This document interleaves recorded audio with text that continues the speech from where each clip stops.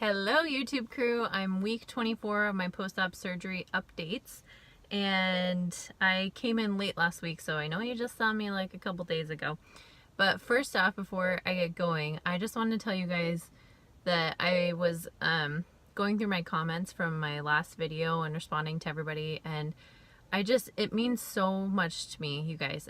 Like, your comments are always so uplifting, or good tips, or whatever it is. I just feel really lucky to have my little group of people that watch, and I watch other people that watch me, and it's just always so fun to read through the comments, and it really boosts my spirits like all the time.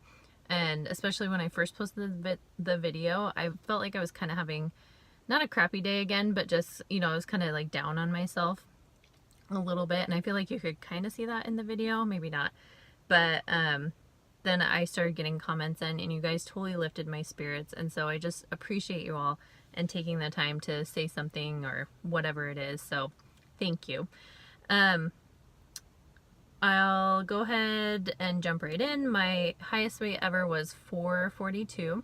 My weight day of surgery was 397, and my weight last week after I broke my stall was 322.4. And my weight this week, I didn't lose much. I'm at 321.6. So I lost like 0.8 this week, and I felt like I still feel like I'm really due for a big weight loss, and it's not coming. So my plan this week is to be really strict, because obviously the holidays I was not super strict, but just follow all the guidelines that my hospital has set forth on eating and exercising and all that, and logging to make sure that I'm, I guess, whether to see if I'm not losing because I literally was eating more than I thought, or I'm not losing because maybe I need a change in calories, like whether that be up or down. They always said that they're trying to get us to a goal of like 1,200 calories a day by the end of your first year, I think is what they said. So, and maybe, or they also said that sometimes your calories just need adjusting, your body gets used to it, and sometimes you actually need more calories or maybe less. But I'm logging today, and I'm eating like 700 calories, I think. And so by the end of the day, I'll be around 700. So I feel like I totally was grazing, and that could be the number one issue here, most likely is. But I'm just going to make sure I follow the guidelines so that I can actually, so that I can actually, if I'm still not losing, I can go to my nutritionist, and she can look at my logs and reevaluate if I need to. So I'll report on how that's going next week. We'll see if I get a bigger loss this week. So funny, you guys. I have to talk about this for a minute because I wasn't going to bring it up, but, well, the reason I hesitate in bringing this up is because I don't want it to sound like I'm full of myself in any way, because that is definitely not the case, or whatever. So I don't know if you guys can relate to this. I bet some of you or all of you can, but as a heavier person, I don't usually get checked out when I'm like walking around places, but when I'm in the car, when they can only see from like here up, I get guys, I mean, this used to happen when I was younger and like around this weight. I get guys, sorry, I'm getting a glare. I get guys looking at me and be like, hey, and try to talk to me or whatever. That used to happen. And then I was up at like 400, and that really didn't happen. But now that I'm back to this weight and my face is looking a little more slim and trim, I usually will get like maybe one guy a week will look at me, and usually they're not like attractive guys where I'm like, ooh, which I wouldn't be anyway. But one guy a week, maybe once every other week this happens or something. But on my way here, I pulled out of my work and was at a stop sign, and this guy waved at me.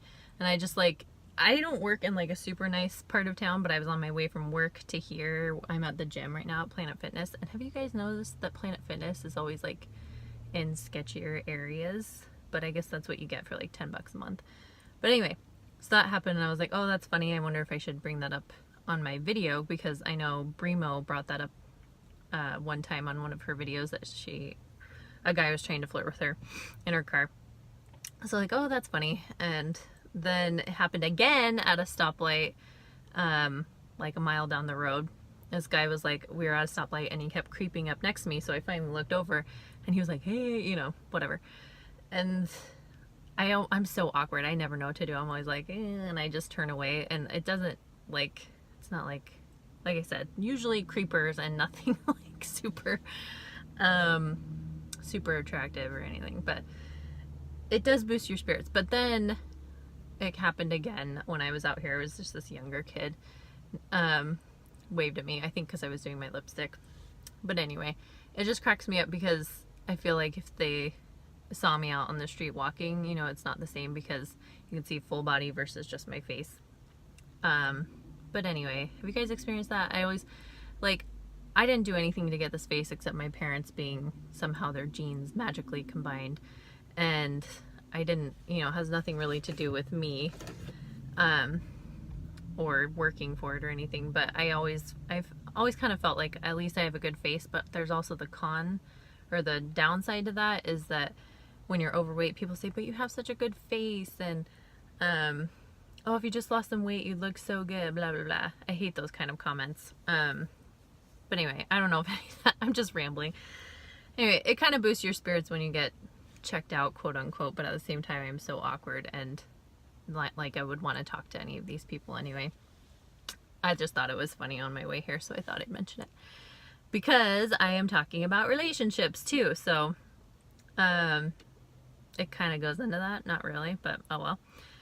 So I just was thinking, I've been thinking about this a lot actually, navigating relationships post-op, and I've had a few thoughts about, just thoughts or tips about how I've navigated. My boyfriend's name is Spencer. I don't know if I've ever actually said his name before, and I've asked him to do a video with me, but I feel so awkward doing videos. It'd probably be more awkward doing it together, and he's like, no one wants to see me or whatever. But we've always had a great relationship, and when we met, he's 6'4" and weighs like 220, like totally not overweight at all. Has actually always struggled with being underweight, but now he's pretty normal. And so and no one in his family is overweight either, so he doesn't really understand that struggle, which is fine. But I've always loved that he loves me no matter what, and he has always dated people much skinnier than me, but he loves who I am and my ambition and my personality, and he tells me that all the time. And he also thinks I'm pretty and gives me those compliments too. So we've always had a great relationship. And when we met, I was around this weight actually, and then I got up to like 440 was my highest with him. And I don't blame that on him at all. It wasn't like, oh, I got comfortable and started eating. It was 100% school. When I was the same weight until I went back to school to finish for that year, and I totally ballooned up then. And he got pretty frustrated, just because, not because he didn't love me any less, but it was just more a matter of, I kept promising, oh, I'm going to take it off. And I started actually to have health problems and not being able to walk much and just being able to do less. And I feel like that's fair for somebody, for your partner, to not want those things. You know, they didn't sign up for somebody that can't go do activities. They didn't sign up for somebody that's self-conscious, I guess. I mean, to a certain degree. But they didn't want those things in their life. They signed up for whoever I was in the beginning, I guess. I don't know if that, I don't want it to sound like, oh, you can never change or else your relationship is going to go down the toilet. But, you know, I think it's fair to be able to want to do adventures and have somewhat of a normal life. And so anyway, I've never been mad at him about that and wanting me to be able to be more active and healthy, because I know it's not necessarily about what I look like 100%. And some of it is. I mean, everybody wants somebody that's healthy, right? Man, I hope I don't get some like conflicting like arguments to this. It's okay if you don't agree, but I hope I'm saying what I'm trying to say correctly. So anyway, we've had a great relationship. When I got to 440, sorry, my hand is cramping. I'm trying not to shake as much because my last car video did not go well. And we still have a house guest, guys. It's only been like 4 days, but I thought he was leaving this morning. And so I'm like, well, I'm not going to be able to film at home because that's awkward. Anyway, so when I got to 440, I kept making promises that things were going to change and blah, blah, blah. And I did make some small changes, and then it would peter out. And so anyway, I think it's been really good since surgery. I got down to like 400 by myself, and then so I lost like 40 pounds of myself, and then had surgery. And it's been really positive so far as far as our relationship goes. But I also attribute that to making some mental notes before surgery about how I was going to act after surgery, especially in my relationship. My mom had surgery when I was a teenager, like a freshman in high school.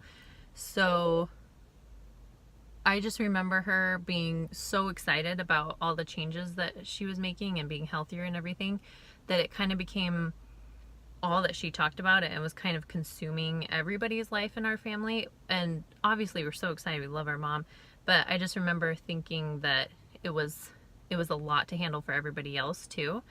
And so with that, I thought about my relationship with Spencer, because it's just us and we moved to a new area, so we don't have a ton of friends here. So I wanted to make sure that our relationship was solid and moving forward. So these are my tips or thoughts after that long-winded thought. These are my tips or thoughts for navigating a relationship with a significant other post-op.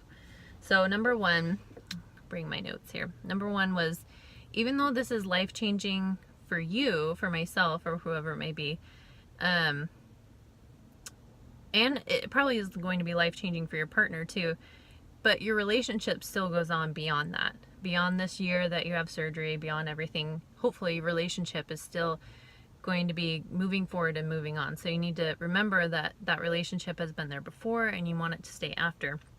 So even though this year or whatever, and this time is lots of changes, just remember that this relationship is going to be there longer than that.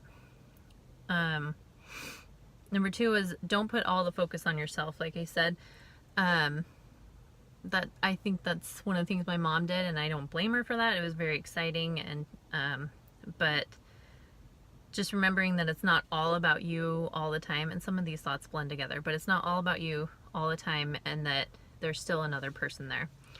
And number three is, I've been trying really hard to talk about other things other than weight loss, other than protein, other than water intake, other than whatever your exercise or whatever you're doing.